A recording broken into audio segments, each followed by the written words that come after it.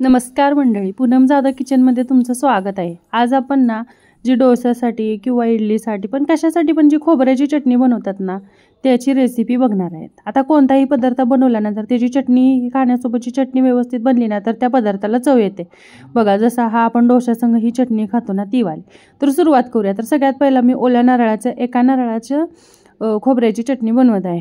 तर हे सगळं खोबऱ्याचे असे तुकडे तुकडे करून घ्यायचे आहेत आपल्याला। आणि हे तुकडे करून पूर्ण एक नारळ घेतलाय मी आपण, त्याचं एवढं खोबरं निघालं। आता ह्याचे सगळं पटपट छोटे छोटे छोटे तुकडे करून घेऊया। आधी खोबरं काढलं, ते स्वच्छ धुवून घेतलं आणि मग त्याचे तुकडे करून घेतले। आता थोडी कोथिंबीर घेऊया।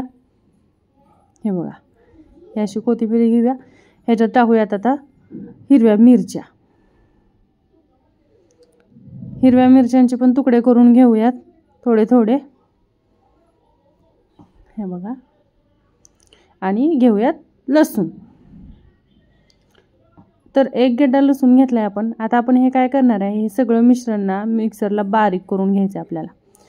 तर सगळ्यात पहिला लसूण टाकला, नंतर कोथिंबीर टाकली, नंतर आता आपण हे पहिला तीन थोडंसं बारीक करून घ्यायचं आणि मग नंतर हळूहळू खोबरं टाकायचं जायचं। पहिला आधी हे बारीक करून घ्यायचं, लसूण खोबरं आणि मिरची, लसूण कोथिंबीर वगैरे हे सगळं म्हणजे एकत्र व्यवस्थित मिश्रण बारीक झालं ना की म्हणजे मग एकसारखं मिश्रण व्हायला पाहिजे। तुकडे तुकडे असं नाही का, लसणाचं सुद्धा असं बारीक राहता कामा नये म्हणून पहिला लसूण फिरवून घ्यायचं।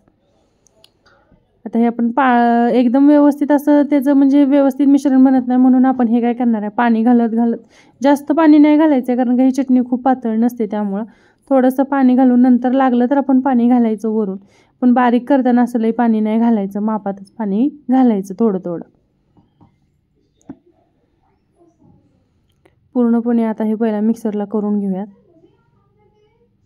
आता मिरची आणि ते हे सगळं मिश्रण ह्याच्यात एकत्र मिक्स केल्यामुळे ना पूर्ण ते मिक्सरमध्येच सगळं मिक्स होऊन जातं, त्यामुळे हे एकत्रच वाटण केलेलं परवडतं आपल्याला। तसंही त्याच्यावर काय गॅसवरती फोडणी नाहीच द्यायची आहे, त्यामुळे हे मिश्रण आपण असं सगळं मिक्सच बारीक केल्यावर काय प्रॉब्लेम नाही येत आहे। कारण का आपल्याला फोडणी द्यायची असेल तर काही वेळेला वेगळं लागतं, पण हे वेगळं करायची काही गरज नाही, सगळे एकत्र बारीक केलं तरी पण चालते। बघा ह्याची कन्सिस्टन्सी कशी आहे।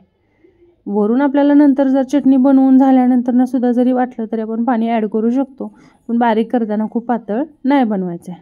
हे बघा म्हणजे थोडंसं अजून नाही का आपल्याला असं वाटत असेल की तुकडे राहिले आहेत किंवा जेवढं पाहिजे तेवढं बारीक नाही झालंय तर त्यावेळेला परत पाणी घालायचं थोडंसं आणि मग परत 1-2-3 वेळा फिरवून घ्यायचं। आता हे बारीक केलेलं मिश्रण साईडला ठेवून द्यायचं आपल्याला, कारण का आता आपल्याला ह्याला थोडंसं तडका द्यायचा आहे जेणेकरून वरून। पण आपण हे गॅसवरती हे नाहीच घेणार आहे, फक्त आपण जे तेलामध्ये तडका देणार आहे तो तडका देऊनच ह्याच्यामध्ये आपण ते ओतून घ्यायचं आहे। पहिला आपल्याला पाण्याची कन्सिस्टन्सी किती पाहिजे, कितपत पातळ पाहिजे वगैरे ते बघून थोडंसं हे करायचं। डोशासंग वगैरे खाताना थोडीशी जास्त चटणी पातळ नाही चालत, एक वेळेस इडली संग वगैरे खाताना नॉर्मल चालते। आता तेल गरम करून घेऊयात। बघा हे चांगलं असं तेल गरम करायचं आणि आता ह्याच्यामध्ये मी एकदमच टाकणार आहे ते म्हणजे जिरे, मोहरी, कढीपत्ता आणि किंचभर हळद, जास्ती हळद नाही टाकायची, आणि थोडासा एकच किंच होईल इतका हिंग टाकून द्यायचा ह्याच्यामध्ये। आणि बघा हे अशी कडकडीत फोडणी ह्या चटणीला द्यायची। एकदम असं तेल चांगलं गरम झालेलं पाहिजे आणि जिरे मोहरी करपलीही नाहीत पाहिजे, नाहीतर सगळं करपटच वास येणार। बघा कशी दिसते चटणी। चटणीची रेसिपी खूप इम्पॉर्टंट असते, कोणताही पदार्थ आपण आता ही अशी चटणी बनवून तयार आहे। बघा कशी बनली चटणी आणि एक नंबरची टेस्टी पण होते अशी बनवली। तुम्हाला जर आवडली असेल तर लाईक, सबस्क्राईब आणि शेअर करा। थँक्यू।